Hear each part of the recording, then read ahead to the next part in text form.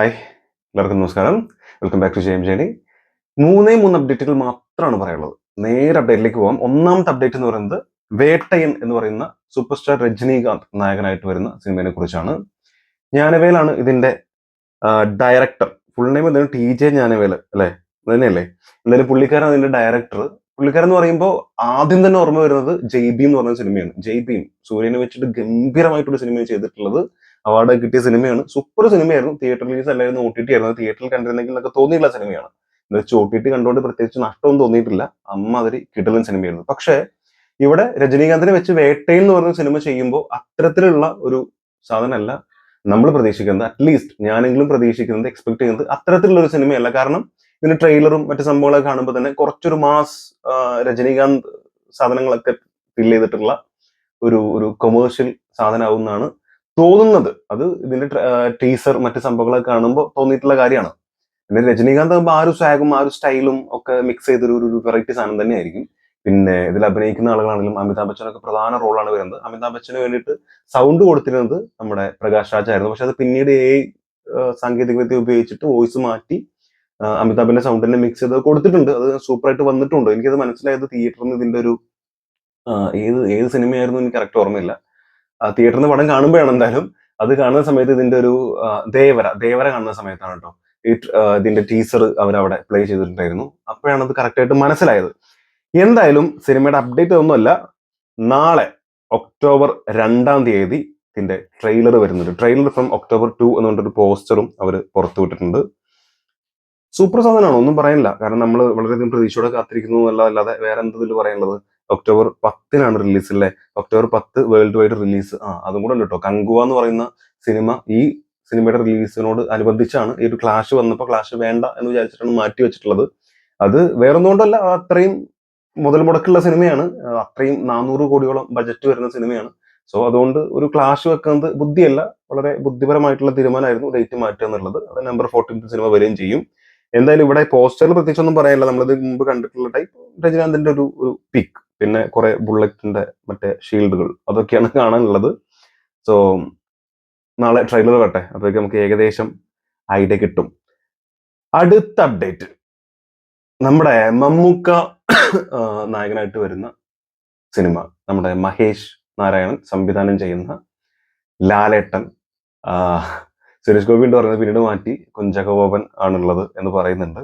എന്തായാലും ആ ഒരു സിനിമ ഉണ്ടല്ലോ, ആശീർവാദ് സിനിമാസും മമ്മൂട്ടി കമ്പനിയും രണ്ടാളും കൂടെ കൈകോർത്ത് അത്രയും ബജറ്റിൽ വരുന്ന കിടലൻ സിനിമ ആകും എന്ന് നമ്മൾ വളരെയധികം പ്രതീക്ഷയോടെ കാത്തിരിക്കുന്ന സിനിമ.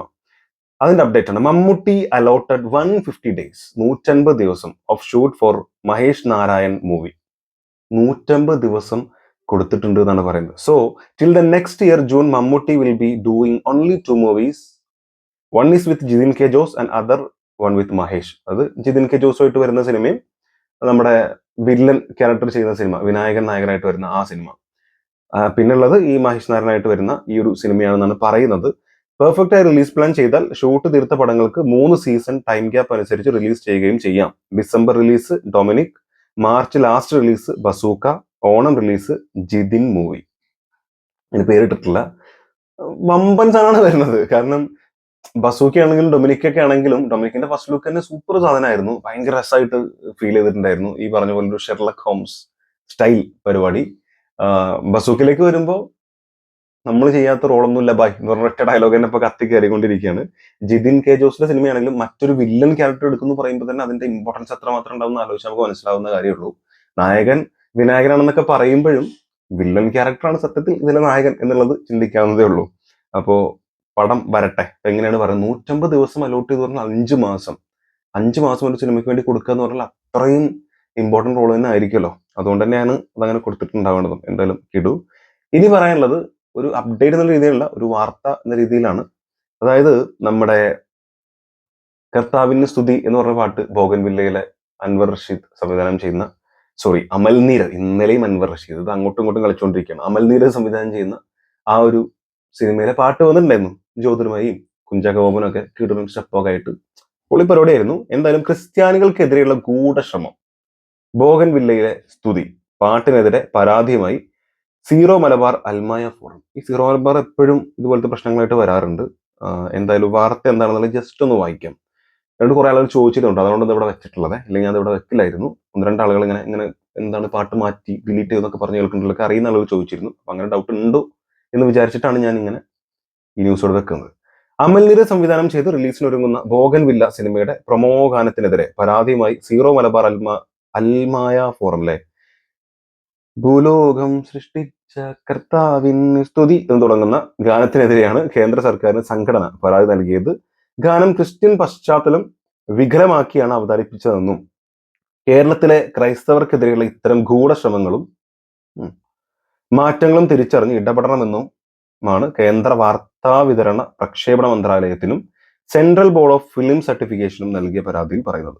ഗാനത്തിന്റെ ഉള്ളടക്കം ക്രിസ്ത്യാനികൾക്ക് അപമാനമാണ്. ഗാനത്തിന്റെ വരികളും ദൃശ്യങ്ങളും ക്രിസ്ത്യാനികളെ അപമാനിക്കുന്നതാണെന്നുമാണ് സീറോ മലബാർ അൽമായ ഫോറം ആരോപിക്കുന്നത്. ഇതിന്റെ താഴെ ഒരു കമന്റ് ഉണ്ടായിരുന്നു, നൈസ് ടോക്കിംഗ് പേഴ്സൺ എന്ന് പറഞ്ഞ് കൊടുത്തേക്കുന്നത്. I am a Catholic Christian, I didn't feel offended എന്നാണ് പുള്ളിക്കാരൻ പറഞ്ഞിരിക്കുന്നത്. സോ എനിക്ക് പാട്ട് കേട്ടപ്പോൾ അങ്ങനെ തോന്നിയില്ല. പിന്നെ അവരുടെ വിശ്വാസപ്രകാരം അവർക്ക് ഇങ്ങനെ തോന്നിയെങ്കിൽ അത് അവരുടെ കാര്യം, അത് ആ വഴിക്ക് പോയിക്കോളും എന്നാണ് വിചാരിക്കുന്നത്. ഇതിനു മുമ്പും ഇത്തരത്തിൽ പല പ്രശ്നങ്ങൾ എല്ലാ മതങ്ങളെ സംഭവിച്ചും വന്നിട്ടുണ്ട്. സിനിമയിൽ ഇത്തരത്തിലുള്ള സംഭവങ്ങൾ വരുമ്പോൾ അത് മുസ്ലിംസ് ആണെങ്കിലും ക്രിസ്ത്യൻസ് ആണെങ്കിലും ഹിന്ദുസ് ആണെങ്കിലും ഒക്കെ ആ ഒരു മതപരമായി അതിനെ കണ്ട് ഇത്തരത്തിലുള്ള ആരോപണങ്ങൾ വന്നിട്ടുണ്ട്. അത് വേണ്ടവർ കൈകാര്യം ചെയ്തോളും. ഞാൻ അതിൽ വല്ലാതെ ഇടപെടുന്നില്ല, അത് അവരുടെ കാര്യം. എന്തായാലും എന്നെ സംബന്ധിച്ച് എനിക്ക് പേഴ്സണലി ഇത്തരത്തിലൊന്നും തോന്നിയിട്ടില്ല. ഈ വാർത്ത കാണുമ്പോഴാണ് ഓഹോ അങ്ങനെയുണ്ടോ എന്ന് ചിന്തിച്ചിട്ടുള്ളത്. അപ്പൊ എനിക്ക് തോന്നുന്നു ഈ വാർത്ത വരുമ്പോഴാണ് ആളുകൾ കൂടുതൽ തെറ്റിദ്ധരിക്കപ്പെടുന്നത്. അത് കേട്ട് അതിന്റെ വഴിക്ക് വിട്ടിരുന്നെങ്കിൽ ഇത്ര വലിയ വിഷയമാക്കേണ്ട കാര്യമൊന്നും ഉണ്ടെന്ന് എനിക്ക് തോന്നുന്നില്ല. ഇപ്പൊ ഇവിടെ തന്നെ കമന്റിൽ വന്ന പോലെ I am a Catholic person, I didn't feel offended എന്നാണ് പുള്ളി പറഞ്ഞിട്ടുള്ളത്. അങ്ങനെ തോന്നിയിട്ടില്ല. സോ ഇത്തരത്തിലുള്ള വാർത്തകൾ കേൾക്കുന്ന സമയത്ത് മറ്റുള്ള ആളുകളിലും വെറുതെ ഈ സംഭവം വെറുതെ പരത്തി വലിയ കാര്യമാവുന്ന രീതിയിലേക്ക് പോകും എന്നാണ് എനിക്ക് പേഴ്സണലി തോന്നിയിട്ടുള്ളത്. അതിനപ്പുറത്തേക്കും നമുക്ക് അതിൽ പറയാൻ കഴിയില്ല. അത് അവരുടെ വിശ്വാസം, അവരുടെ കാര്യങ്ങളാണ്. അത് അവർ തന്നെ തീരുമാനിക്കട്ടെ എന്നുള്ളതാണ്. അപ്പൊ ഞാൻ ജസ്റ്റ് ചോദിച്ച ആളുകൾ ഇത്രയുള്ളതുകൊണ്ട് ഇതുപോലെ ചിന്തിക്കുന്ന ആളുകൾ മറ്റുള്ളവരും ഉണ്ടാവുമല്ലോ എന്ന് വിചാരിച്ചിട്ടാണ് ഇതോടെ വെച്ചിട്ടുള്ളത്. അതിനപ്പുറത്തേക്കൊന്നുമില്ല. എന്തായാലും നാളെ വേട്ടയ്യൻ സിനിമയുടെ ട്രെയിലറുമായിട്ട് കാണാം. അടുത്ത വീഡിയോ ആയിട്ട് കാണാം. അതുവരെ